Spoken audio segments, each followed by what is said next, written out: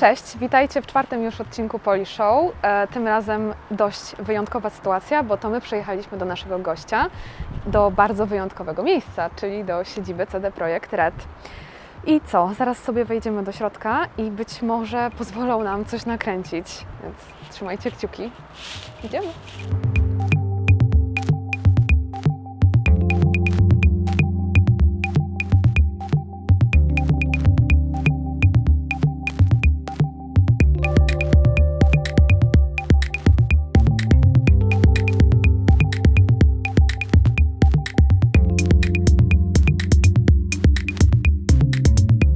Jesteśmy właśnie w studiu w CD Projekt Red. Siedzi ze mną tutaj Jasiek Bartkowicz. Jestem dyrektorem kreatywnym w marketingu. Okej. A wcześniej pełniłeś też rolę pisarza, prawda? Tak. Wcześniej już jestem w tej branży od 10 lat, może nawet 11. I byłem pisarzem przy Wiedźminie 2, scenarzystą. Byłem też pisarzem w Shadow Warriorze, w firmie Flying Wild Hog warszawskiej.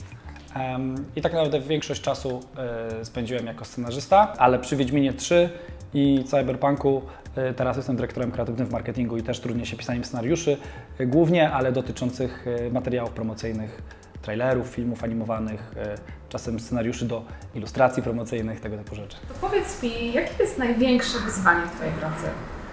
Jako dyrektora kreatywnego w marketingu? Świetne pytanie.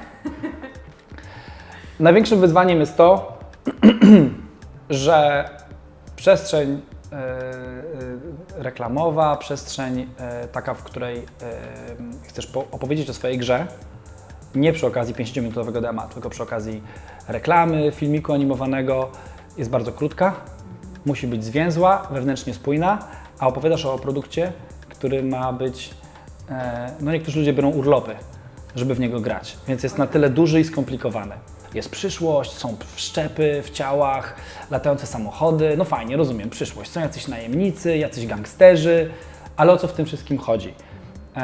I ważne jest dla nas w marketingu, żeby, dlatego ja jestem wcześniej, byłem scenarzystą, a teraz pracuję w marketingu, jest to bardzo użyteczne, czyli tego, żeby marketing opowiadał też prawie że swoją własną historię.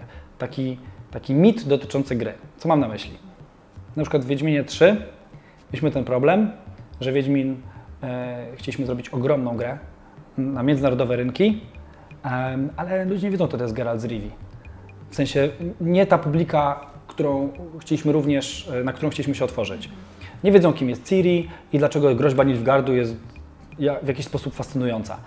Więc idea opowiadania o rzeczy bardzo konkretnej i specyficznej w sposób bardzo ogólny, ale taki, żeby jednocześnie nie stracić tego smaku, jest najtrudniejsza, czyli Wiedźmin stał się łowcą potworów na zlecenie. Ciri stała się dzieckiem z przepowiedni.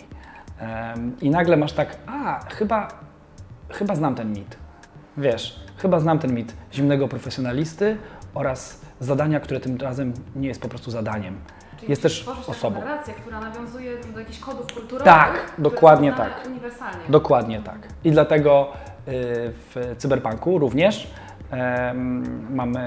opowiadamy oczywiście o mieście przyszłości, które ma obsesję na punkcie władzy, statusu i modyfikacji własnego ciała, które jest tak naprawdę rozbuchaną, mroczniejszą wersją tendencji, które my teraz mamy w dużych miastach.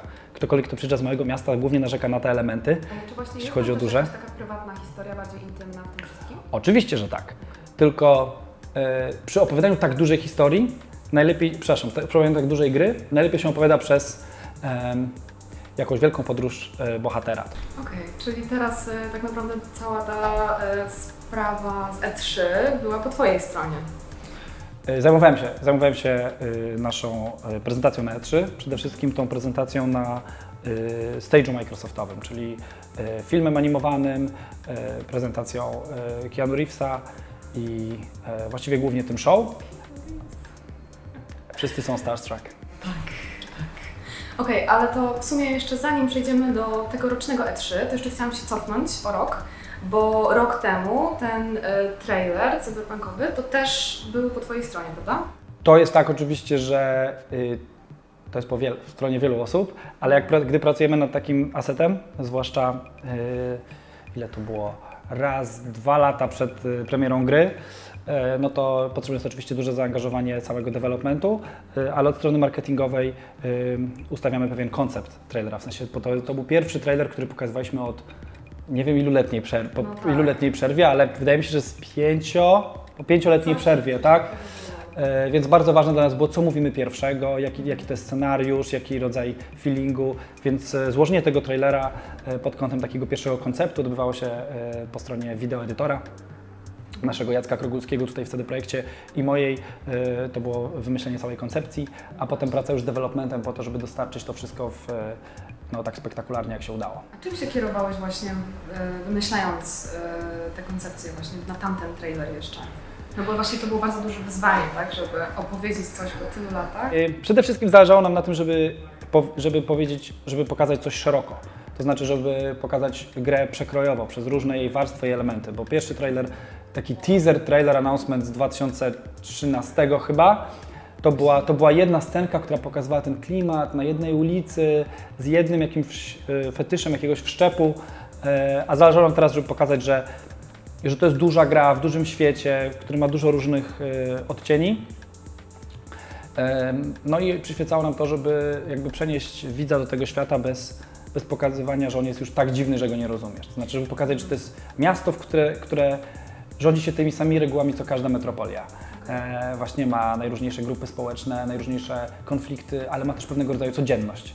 Czyli nie jest to twarde science fiction, to jest taka technologiczna, urbanistyczna opowieść. Mi się wydaje, że na przykład ten aset, który pokazaliśmy w tym roku na E3, ten film animowany, bardziej znowu wracał do pewnej, mimo tego, że był dosłowny i w pewien sposób fabularny, to wracał do poczucia takiego tu i teraz w cyberpunku, na tej ulicy, w tym momencie, jak się czujesz, też duży fetysz wszczepu ciała i metalu. No ale to właśnie często w marketingu jest wyzwanie, ponieważ chcesz opowiadać trochę grę jak film i łatwo jest to zrobić, łatwo jest przyjąć taką soczewkę filmową, pokazać bohatera, jego rozterkę. To widać w tym trailerze właśnie z tego roku bardzo mocno. Tak. I nawet właśnie z tym sprzed 6 lat. W ten sposób możemy zgrabnie przejść do roli Keanu w sumie w tym wszystkim. Jakby to... Oh, the excitement! Kto to wymyślił? Jakby jak to w ogóle wyszło? Kto powiedział, hej słuchajcie, a może poprosimy Keanu Reevesa? Czy było tak, że na którymś spotkaniu po prostu ktoś siedział, słuchajcie, ja mam telefon do Keanu Reevesa, zadzwonię, zapytam mój kolega, jak to wyszło? Wiesz co, no to jest skomplikowana rzecz, angażowanie jakby aktora tak dużego kalibru. Więc to nie jest kwestia ani jednego widzimisię, ani nawet posiadania odpowiednich kontaktów. To jest kwestia wszystkich tych rzeczy jakby działających naraz. To znaczy grupa ludzi, która odpowiedzialna za zaangażowanie Keanu Reevesa do gry. To oczywiście byli ludzie związani i z kreacją w samej grze, i ludzie związani z business developmentem. Często różnego rodzaju okazje, jakby skojarzenia następują podczas dyskusji w takiej szerszej grupie ludzi. To z reguły jest dyskusja pomiędzy reżyserami, ludźmi kreatywnymi w grze, a ludźmi z business developmentu u nas, którzy również często patrzą szeroko po tym, co się dzieje w show biznesie, z którymi ludźmi moglibyśmy wejść w jakiś rodzaj kooperacji i czy to miałoby to sens. Ja nie miałem roli w ustaleniu. Ja się dowiedziałem, że będziemy angażować Keanu Reevesa do roli tego Johnny'ego Silverhanda i pomyślałem sobie, no dobra, w sumie, czy to jest typecasting? Nie wiem. Przede wszystkim my patrzyliśmy na niego, wydaje mi się, z perspektywy bardziej filmów Matrix, Johnny Mnemonic. Mieliśmy duży sentyment do tych filmów, ale również ze względu na to, że z jakiegoś powodu charakterologicznie i po prostu zwyczajnie wizualnie pasował do tej roli. Od czasu, kiedy ta decyzja zapadła, jakby powiedzmy, że na szczęście dla nas, a na pewno na szczęście dla hype'u, dla gry, Keanu miał fantastyczny rok. Ponieważ musieliśmy wcześniej odbyć próbę z Keanu, więc mieliśmy okazję potem wcześniej pojawić się na samej widowni i wybrać sobie dobre miejsca.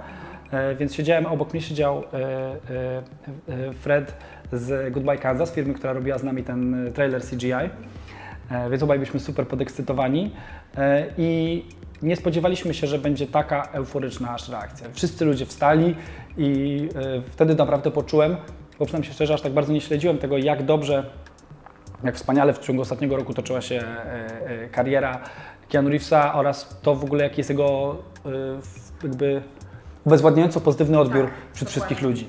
Przyjazd Keanu właśnie na samo też E3 był podobno utrzymywany w tak wielkim sekrecie, że nawet próba była zrobiona z jakimś dublerem. Czy to jest prawda? To prawda, jedna próba była robiona z dublerem, ale była też robiona próba już z samym Keanu Reevesem. Natomiast wydaje mi się, że stand-in, czyli dubler do tego, żeby ustawiać światło, czy pewną procedurę tego, jak ceremonia ma przebiegać, to jest może nawet częstsza praktyka, natomiast utrzymanie w tajemnicy samego Keanu Reevesa to oczywiście był ogromny wysiłek i jesteśmy zaskoczeni, że to się udało aż do końca.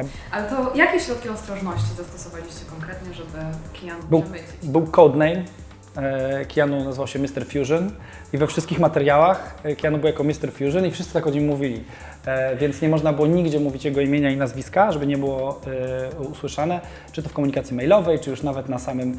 Mailowej, nawet wewnętrznej? Tak. Również na samym stage'u, jeszcze dni jak to się nazywa, dni przed eventem, również tak to było. Nawet nie jestem pewien, czy nie był w ten sposób zapisany w ogóle wcześniej w jakichś tam dokumentacjach, tak. A jak to wygląda pod kątem takim technicznym, w sensie czy Keanu, nie wiem czy mogę zapytać coś takiego, no ale jeżeli mogę, to czy Keanu właśnie przyjeżdża do Polski, żeby nagrać tę sesję motion capture i w ogóle? Jak to? Czy wiesz coś, czy możesz powiedzieć? Nagrywaliśmy sesję motion capture na razie w Kalifornii. Keanu Reeves na razie nie przyjeżdżał do Polski w oparciu o tą kooperację, może przyjeżdżał w jakichś innych okazjach, tego nie wiem. Ale na razie my przyjeżdżaliśmy do niego, tak. Okej, na jego zaproszenie. Spaliście w jego willi i tam... Nie wiem jak to się odbywało, wiem, że było bardzo przyjemnie. I jeżeli chodzi o jego obecność w grze, to rozumiem, że będzie takim stałym punktem, że będzie towarzyszył po prostu graczowi, tak? Jakoś na przestrzeni gry. Czy możesz... Jest to duża rola, będzie naszym towarzyszem. Często mówi się, że to jest najważniejsza rola po roli samego gracza, ale jakby na jakiej przestrzeni się pojawia, to już pozostawiam do zagrania w grę. Jeszcze w trakcie tej prezentacji to rozumiem, że... Znaczy po nim też było w ogóle widać, że on bardzo się cieszy tą reakcją i że też w jakimś sensie chyba był zaskoczony nią, prawda? Ja tylko słyszałem od ludzi z otoczenia, z którymi pracujemy, że był zaskoczony. To była jego pierwsza obecność z zaskoczenia w dużej roli w grze, a nie w filmie. W sensie on tam miał jakiś udział wcześniej w grach komputerowych, drobniejszy znacznie, ale jeśli chodzi o wyjście, pokazanie się na takiej ceremonii, jako zaskoczenie, bezpośredni kontakt, to myślę, że to tak. Myślę, że dużo ludzi, którzy siedziało na tej konferencji, pomyślało sobie, warto było kupić bilet w tym momencie właśnie i ekscytacja. Więc ta energia myślę, że jego też trochę zaskoczyła. Zresztą widać było, że samo przemówienie było takim mieszanką rzeczy, które były zaplanowane mniej więcej jako treść przemówienia i mieszanką rzeczy zupełnie spontanicznych, które wynikały z energii na sali. No to na pewno jedna z tych rzeczy była spontaniczna, czyli You're Breathtaking, które teraz już po prostu stało się memem wszechobecnym. Sama reakcja była spontaniczna, bo dużo ludzi potem mi mówiło tak, no Jasiek, daj spokój, na pewno napisaliście to, you're breathtaking. Ja mówię tak, naprawdę sobie tak to wyobrażasz, że po prostu rozpracowujemy tak jakiś rodzaj performance'u z ludźmi z publiczności? Tak, czytałam w komentarzu, że to na pewno było wszystko oskryptowane. Dokładnie. To nie mogło się wydarzyć. Więc nie, no to wszystko było spontaniczne. Ale w ogóle też słyszałeś o tym, że sprzedano jakąś po prostu zatrważającą ilość właśnie, że w sensie zamówienia przedpremierowe się wysypały i że to też bardzo mocno pokazuje skalę właśnie tego hype'u, którą też wywołał Keanu poniekąd. Był ukryty list tam w tym filmie animowanym, on zresztą krąży w sieci i tam akurat bardzo szczerze wyjaśniamy, na czym polega, dlaczego dla nas jest oczywiście dobrze, kiedy jest więcej zamówień przedpremierowych. Nie chodzi tylko o ilość, powiedzmy, sprzedanych kopii, ale również o to, w jaki sposób wpływa to na późniejszych retailerów, którzy zamawiają w takim razie więcej kopii, żeby je sprzedać w fizycznej czy w cyfrowej wersji, bo się to ocenia na podstawie preorderów. Ale wiadomo, że po pierwsze żyjemy w czasach, w których ludzie zawiedli się dużą ilością gier i mają mniejszą tendencję do preorderowania. Po drugie... Nigdy nie składam preorder. No widzisz, no właśnie. I jest to już jakiś rodzaj, tak jak to powiedziałaś, jest to jakiś rodzaj już filozofii, którą masz. To nie jest tak, że nigdy jeszcze nie złożyłaś, tylko nigdy nie składasz. Tak, to jest jakiś kodeks, którego się trzymasz. I to jest zupełnie w porządku, bo liczymy na to, że im bliżej premiery gry, tym więcej będziemy pokazywać dodatkowych materiałów i ludzie, gdy sama gra już wyjdzie, się przekonają, może jacyś ludzie przekonają się 2 tygodnie przed wyjściem gry. Każdy powinien to zrobić w czasie, który dla niego komfortowy. A masz jakiś w ogóle wkład właśnie, czy w jakikolwiek sposób pracujesz nad Wiedźminem na Switcha? Nie. Ja z Wiedźminie 3 oryginalnym robiłem poza marketingiem, robiłem cutsceny, więc wiem, że się pojawią też na Switchu. Znaczy część cutscen. Dowodziłem takim małym zespołem, który zrobił tam z 15-20 minut materiałów cutscenowych do Wiedźmina 3, ale Wiedźmina 3 na Switchu grałem tylko przez chwilę. Ostatnio. Grałem w jakiś deweloperski build, więc widziałem, że działa. Działa, dobra, to najważniejsze. Wspomniałeś, że pracowałeś właśnie z zespołem nad no właśnie różnymi tam przerwnikami filmowymi Wiedźmina 3. Może jakieś ciekawe anegdotki? Ciekawe anegdotki? Jakie będą ciekawe anegdotki? Nie taka jedna mi chodzi po głowie. No tak, bo ja Ci kiedyś opowiedziałem. Wiesz co? Mogę Ci opowiedzieć, przygotowaliśmy dwie cutsceny erotyczne z Yennefer. W sensie cutscenę na jednorożcu i cutscenę w Kaer Morhen. I to było dosyć duże przeżycie, bo ja reżyserowałem te cutsceny, tam pisałem jakieś scenariusze do nich.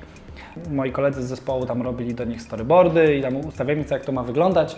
I byliśmy wtedy zespół w ogóle, bo ja wtedy pracowałem na outsourcie z taką małą grupą ludzi i właśnie część tych asetów powstała właśnie tam. A zespół wewnętrzny już wtedy zrobił sporo cutscenek erotycznych, związanych jest bardzo dużo romansów w Wiedźminie 3, są domy publiczne i bardzo się stresowałem przed tą sesją, bo pomyślałem sobie, Boże, to będzie po prostu jak w jakimś, wiecie, no będzie dziwnie, będę tam stał i mówił, a teraz złapią za ramię. ale ostatecznie było fajnie, super profesjonalnie.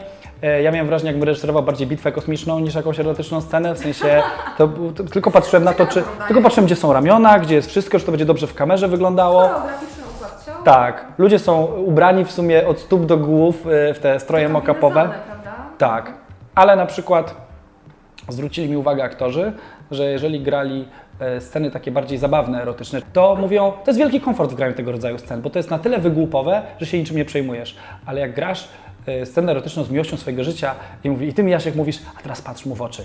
I teraz patrz mu w oczy. No to kiedy patrzymy sobie w oczy, mówisz, no to już zaczyna się robić dziwnie.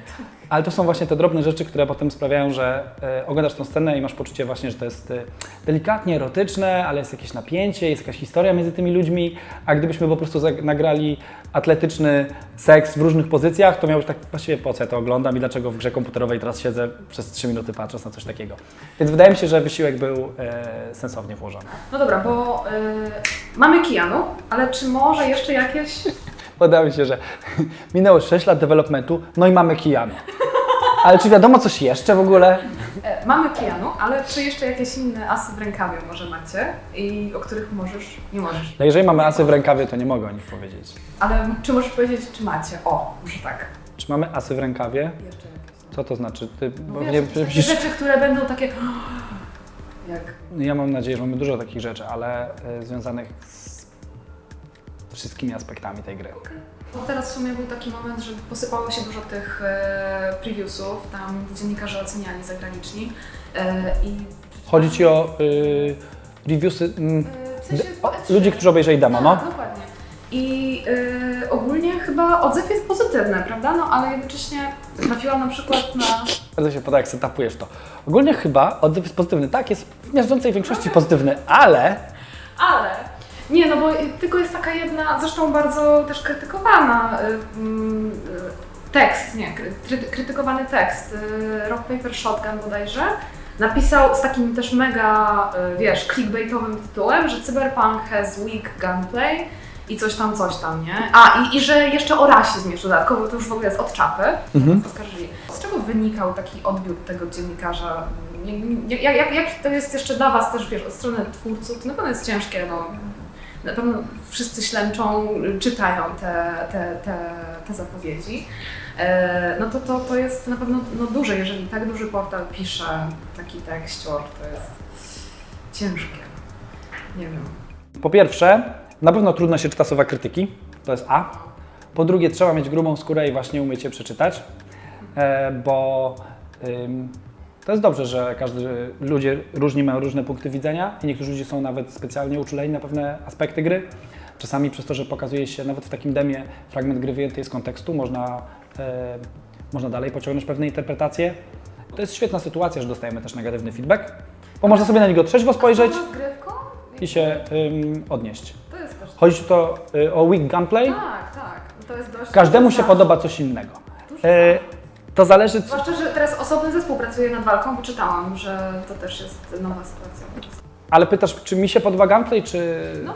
tego typu elementy z reguły bardzo zyskują w dalszej fazie produkcji jeszcze, nawet właśnie w tym ostatnim roku.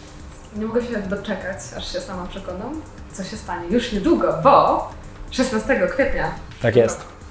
Tak. I myślę, że na tym zakończymy. Bardzo Ci dziękuję za rozmowę. Dziękuję. To już wszystko na dziś. Mamy nadzieję, że wywiad Wam się podobał.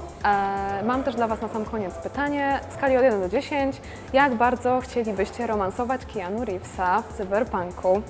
Także dajcie znać w komentarzach. Jeżeli Wam się podobało, wiadomo, subskrybujcie kanał, wciskajcie łapki w górę. I co? Do zobaczenia za tydzień. Znaczy za miesiąc. Czemu powiedziałam za tydzień? To pa.